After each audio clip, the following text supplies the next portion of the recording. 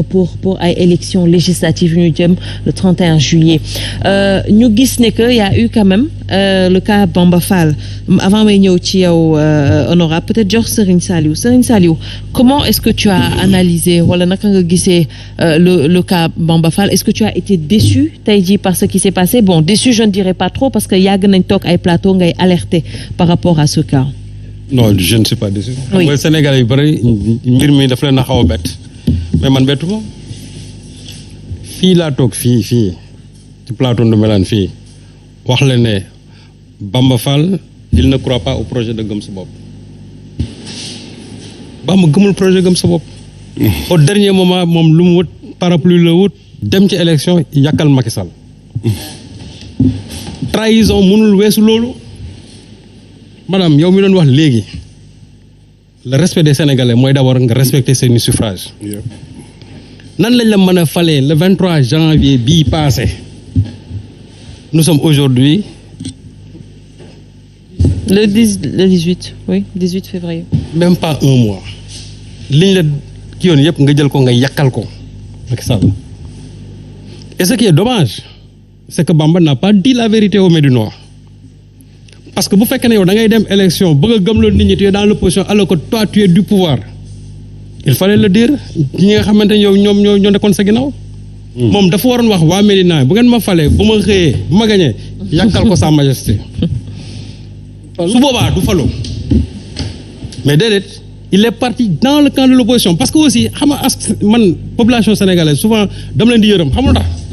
parce que da ngay def sa effort yu dul jeex benn nit ñëw jël ko c'est-à-dire jël ko pour ses intérêts personnels. crypto personnel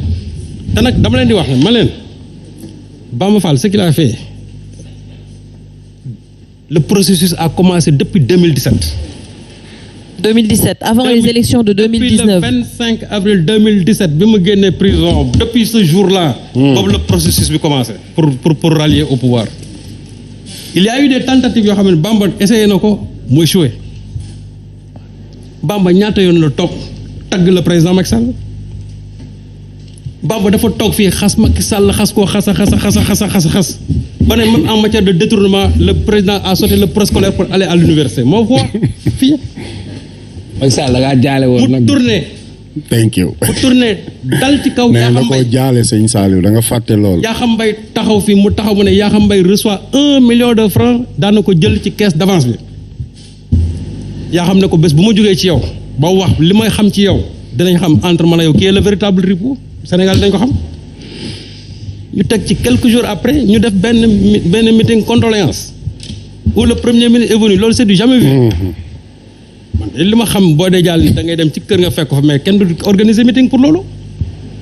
meeting boo xam ne et là tu en profites pour dire au président de la République teranga moo koy fay man su ma république soxlaa damay dem ku ma defal lii ma defal la lii du ma xas Macky Sall parce que il est proche de ses populations quelques jours après nga def festival international Soninké tu reviens encore sur les mêmes propos nga ne président ki mu gën a cher moom la ma envoyé waaw loolu boobu léegi Bamba mi ngi fëgg ci bunt bi xanaa kay président moo dégluwoon fëgg bi da lekk ci laax bi de Bamba fëgg na ba tàyyi et ce qui est grave c'est que au moment où Khalifa Sall était en prison Bamba en a profité pour dire que Manko Sénégal seen comment dirais-je seen candidat c'était Idriss Seck au moment où Khalifa était dans les liens de la détention c'est-à-dire pour def le tout pour génn prison parce que ñu bari dañ jàppoon nañu Khalifa mën na génn prison pour aller à la présidentielle yow nga taxaw Khalifa nga génn benn audience am nga génn nga ne Idriss Seck mooy le candidat de l'opposition ça veut dire que donc yow Khalifa mbir mi du la fekk est-ce qu'il avait des informations par rapport à ça seul Dieu sait waaw loolu la Bamba noonu nag la continuer à l'élection présidentielle Bamba n'a pas donné de consigne de vote il dit que je vais voter neutre. d'accord waaw mais léegi nag kooku tey la mu doon def yëpp tey su ñëwee dem ci mais est-ce que kon ça veut dire parce que normalement Yewwi la waroon nekkal est-ce que ça veut dire que Yewwi ils ont su décrypter ce message dès le départ Yewwi ils n'ont pas eu confiance à Bamba Fall ils ont dit tout sauf Bamba effectivement parce que normalement ñoom dañoo wax ne que dañuy reconduire les maires tout sauf Bamba mais Bamba aussi moom il a eu aussi l'intelligence d'aller ab gëm sa bopp ñu investir ko. xam nga je taquinais sax le président Bougane ma ne ko la naïveté vraiment je m'étonne de la naïveté politique de gëm sa bopp. et puis lu ci gën a graaw Bamba moom moo nekkoon le mandataire encore de gëm sa bopp pour la ville de Dakar gis nga ce qui est arrivé. Et ce qui est arrivé manifestement man aussi je me suis même posé la question est-ce que Bamba Fall n'était pas joué encore du leader de gëm sa bopp. loolu la mun accepter que waa gëm sa bopp aussi ak fi ñu toll ci politique loolu di leen dal donc li nga xamante ne moo am ci Bamba Fall Daour Niang aussi def la même chose fële au niveau de Pikine. parce que aussi Daour aussi ce qu'il a fait il dit que il en a parlé au président Bougane il y a quelqu'un qui est sorti pour demander parce que Guèye dañ ci mën a gën a leeral mais est-ce qu'on peut parler de manque de maturité politique non parce que tey jii quelqu'un qui quitte parti bu ko porté ba mu gagné élection dem ci président de la République du Bamba Fall mooy le premier waaw non Bamba Fall n'est pas en réalité oui mais les autres ils étaient également dans une coalition ñi jóge nañ PS ñi jóge nañ PDS c'est ça qu'il faut dire dama ne ku ko mës a def c'est-à-dire ku mës a détourner ay suffrages non c'est jëm yàkkal ko keneen man dal naa ci sa kaw c'est-à-dire loolu la xel mënut a nangu tey yow ay population fal la nga xëy jël suffrage yi ñëw ne président maa la ko yàkkal te xam nga aussi li ci gën a métti mooy ñay dem chaque fois dañuy dem ne damay bëgg a liggéey président waaw yow le problème qui se pose c'est quoi c'est-à-dire les populations yow lañ élu pour nga liggéey leen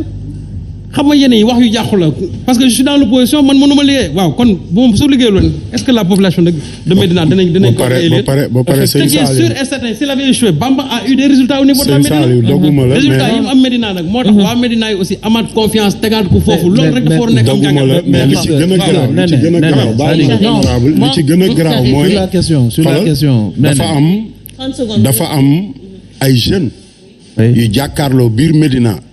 di dóorante ay yat ak ay jaaseeg lu ne est-ce que Bamba Fall xalaat na bi muy dugg ci biir palais bi jeunes yooyu après nan la ñuy xoolante c'est la grande question alors oui honorable gis nga sëñ Saliou li nga wax sax plus grave parce que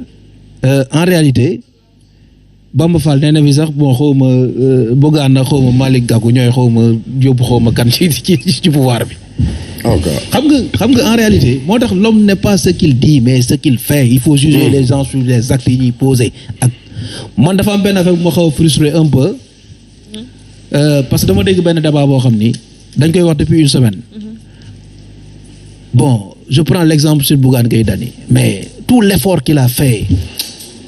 avec cette proximité waxal ak coono bi mu daj ak problème yi ñu ko teg problème yi ñu ko teg ci télé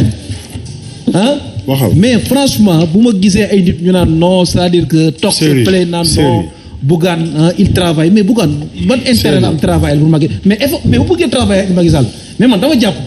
que na dem dugg ci gouvernement bi c'est plus simple ça allait être plus simple mais dafa am yoo xam il faut que les gens l'arrêtent ils l'ont dit pour Malick Gakou c'est la même chose ana Omar Faye sax ñëwul tey waaw sama grand Omar. voilà di ko nuyuwaale Omar Faye ak professeur Sanoussi yaramam bi neexul tey dafa am yoo xam ne débat yoo xam ni et puis on va y venir sur la recomposition politique nee naa déjà mais loolu foog ñu régler ko nit ñi dañ leen juger ci seeni position politique yi ñuy jël bàyyi ay rumeur bàyyi sos bàyyi wax loo xam ni amul bàyyi maanaam am ay njort yu ñaaw ci nit. xool nit rek ne day liggéeyal non ay njort yu ñaaw parce que maanaam par exemple nga gis nit mu yor otoom nga ne non waa ji sàcc la. nga gis nit mu dem kii nga ne non waa ji fan la jëlee lii. nga gis nit. comprendre nga bon mu ànd ak kenn parce que Sénégal dafa am leen ñii ñëpp ay mbokk lañ da ngay gis quelque ku nekk man am na affaire xarit. naturellement xam nga Abdou Mbow dañuy toog fii di wax ci plateau bi Abdou Mbow bureau laay naanee café. keroog ministre bu ñu fa fekk ne ko ma yow sa bureau bi comme permanence su opposition bi non c'est que nit ñi aussi dañu am ay rapport personnel c'est qu'il faut que nit ñi bu ñuy quantifier ñu analyser xam ni Cheikh Omar mii maanaam mën na nekk ak Racine kii nekk magam wala kële yooyu c'est les rapports personnels mais les positions politiques bu ñu koy juger c'est en fonction actes yi maanaam les leaders politiques di jël d'accord te loolu je pense que à la décharge de Bougane acte yoo xam ni loolu je pense que nit ñi war nañ nekkaat feneen parce que pour démissionner du gouvernement man ma nekkoon à ses côtés mu bàyyi 52 milliards ministère du commerce Malick Gakou lay wax de. je pense que toogoon fa quand même wala delluwaat fa. wala gën a avantageux. franchement quoi. alors Guèye